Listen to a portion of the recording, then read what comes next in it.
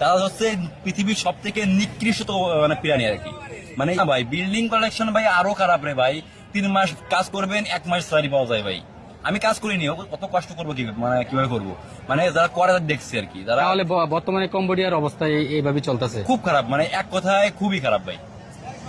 আপনি তাহলে ব্যর্থ হয়ে বাংলাদেশে ফিরলেন, এখন সেটাই ভাই। আসলে টেনশন হচ্ছে না যে এতগুলো টাকা লস করলেন?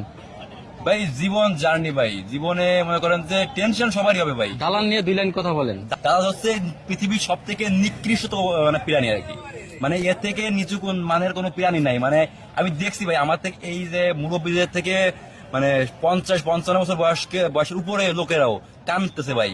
মানে তাদের না আছে 22,000 টাকা, না আছে ওই দেশে থেকে খাওয়ার মতো টাকা। মানে তারা কি করবে শুধু কানতেছে। আর তারপরেও এরকম ধোকা খা যাওয়ার পরেও ওই দেশে যারা বাঙালি আছে তারাও স্ক্যামের পর স্ক্যাম করে। মানে এমনিতেই কোনো টাকা পয়সা নাই, তারপর ওর টাকাও মনে করে নিয়ে যাচ্ছে।